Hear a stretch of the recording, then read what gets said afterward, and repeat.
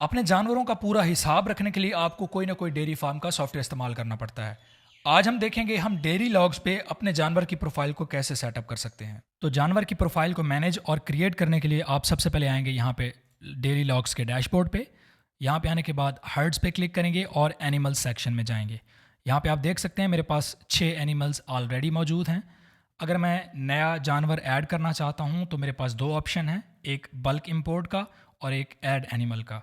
Bulk import पे click करेंगे तो यहाँ पे आप एक टेम्पलेट डाउनलोड कर सकते हैं जो कि एक CSV फाइल होगी और आप उस फाइल को एडिट कर सकते हैं अपने जानवरों के अकॉर्डिंग। और अगर आप 1 बाय 1 ऐड करना चाहते हैं तो ऐड एनिमल पे क्लिक करके यहाँ पे आप अपने एनिमल की डिटेल्स डालेंगे। सबसे पहले आता है यहाँ पे प्रोफाइल फ़ोटो। अगर आप प्रोफाइल फ़ोटो ऐड करना चाहते हैं तो वो आप यहाँ पे ऐड कर सकते हैं। टैग नंबर यहाँ पे रिक्वायर्ड फील्ड है। इस पूरे के पूरे फार्म के अंदर हमारे पास सिर्फ और सिर्फ टैग नंबर जो है वो रिक्वायर्ड है, बाकी सारे फील्ड्स ऑप्शनल हैं। आप चाहें तो इनको फिल कर सकते हैं। तो सबसे पहले हम टैग नंबर एंटर करते हैं। फॉर एग्जांपल ये हमारी गाय का जो है वो नंबर है। स्टॉल हम सिलेक्ट कर सकते हैं। यहाँ पे हमारे पास A1 और A2 स्टॉल्स हैं, तो इन दोनों में से कोई एक हम सिलेक्ट कर लेते हैं, जैसा कि A1।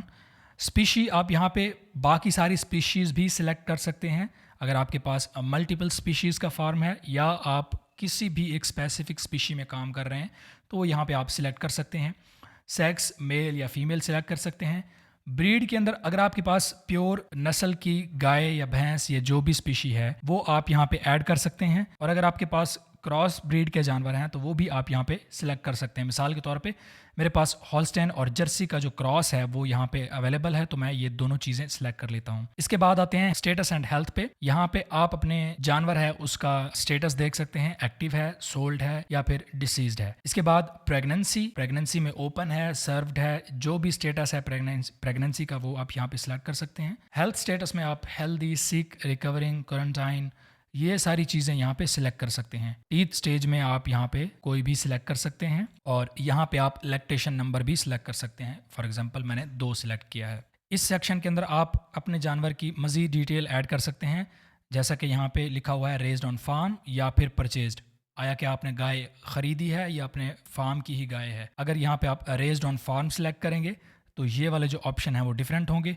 अगर आप यहाँ पे परचेज्ड पे क्लिक करेंगे तो ये वाले ऑप्शन चेंज हो जाएंगे। अब क्योंकि ये वाली गाय मैं मान के चल रहा हूँ मैंने अपने फार्म पे ही ग्रो की है, तो इसकी डेट ऑफ बर्थ मैं सिलेक्ट कर सकता हूँ जो कि है 21 जून 8 जून 2021। और इसकी करंट एस्टिमेटेड वैल्यू मुझे लगता है मेरी गाय की जो वैल्यू है वो है 9 लाख।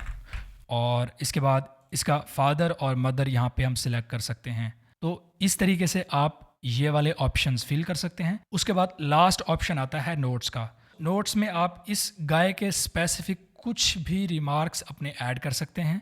वो ऐड करने के बाद आप ऐड टू हर्ड पे क्लिक करेंगे तो ये जो स्पेसिफिक गाय है वो हमारे फार्म के अंदर ऐड हो जाएगी कुछ इस तरीके से। अब यहाँ पे आप पूरी की पूरी प्रोफाइल देख सकते हैं अपने एनिमल की। यहाँ पे क्योंकि हमारे पास इस गाय के रिलेटेड और कोई डेटा मौजूद नहीं है तो आप यहाँ पे 0 वैल्यूज़ देख सकते हैं। जो एग्जिस्टिंग एनिमल्स हैं जैसा कि यहाँ पे CW02 है तो इनकी आप यहाँ पे वैल्यूज़ भी देख सकते हैं, जैसा कि 30 डेज़ का एवरेज मिल्क इस जानवर ने कितना दिया है, फीड कास्ट कितनी आई है, टोटल एक्सपेंसेस कितने आए हैं और इसने आपको कितना प्रॉफिट दिया है। इसके बाद इसका ओवरव्यू भी आप देख सकते हैं कि इस गाय ने एक बच्चा दिया है जिसका टैग नंबर है CW0004, ये इसकी बछड़ी है। इसके बाद यहाँ पे आप इसकी मज़ीद डिटेल्स देख सकते हैं, इसके मिल्क का रिकॉर्ड देख सकते हैं कि इस स्पेसिफिक जानवर ने कब कितना दूध दिया है। इसकी फीड की डिटेल देख सकते हैं आप कि इस जानवर ने कितना और कब खाया है। फाइनेंस के हवाले से भी आप इसकी डिटेल्स देख सकते हैं कि इसकी इनकम कितनी है, एक्सपेंसेस कितने हैं, नेट वैल्यू कितनी है। वही सारी डिटेल आप यहाँ पे भी देख सकते हैं कि आपके अगर एक्सपेंसेस आए हैं तो उनमें हर एक्सपेंस की डिटेल है वो क्या है। इसके अलावा रिप्रोडक्शन में यहाँ पे आप देख सकते हैं इस गाय की लैक्टेशन नंबर 2 है और इसकी ब्रीडिंग के हवाले से भी कुछ डिटेल्स यहाँ पे मौजूद हैं। इसके अलावा हेल्थ सेक्शन में आप इसकी हेल्थ के रिकॉर्ड देख सकते हैं।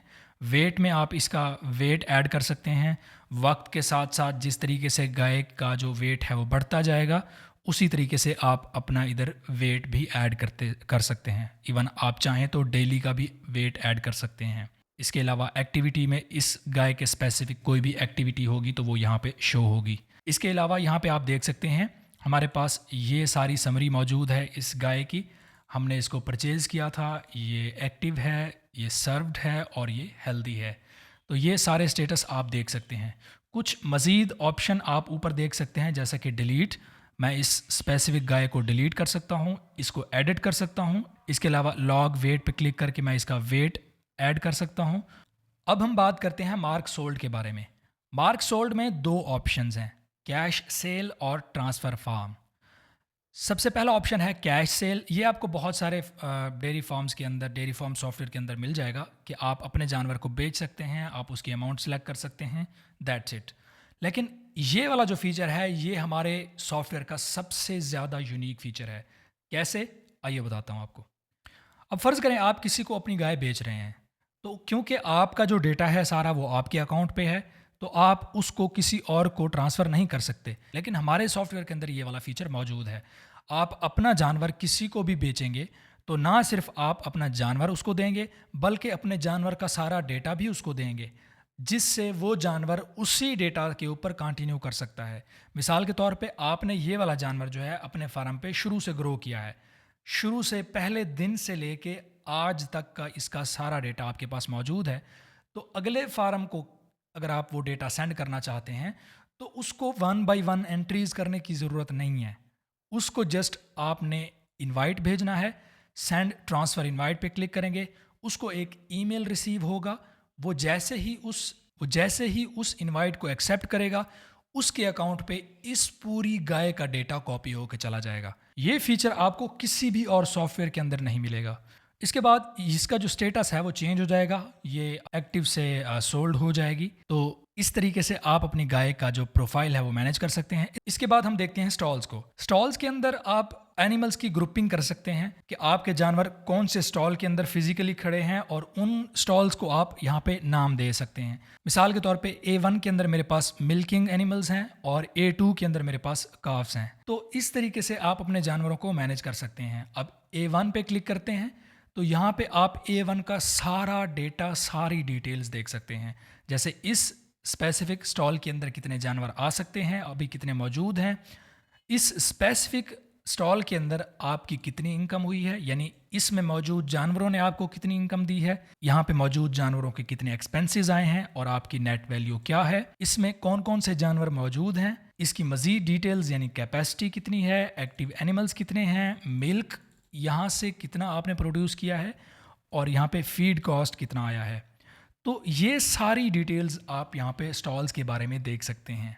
तो ये थी आज की वीडियो, उम्मीद है आपको पसंद आई होगी। अगर आप इस तरह की वीडियोस देखना चाहते हैं तो ज़रूर सब्सक्राइब करें, लाइक करें और अपने दोस्तों को ज़रूर शेयर करें जो कि डेयरी फार्मिंग का बिजनेस करते हैं।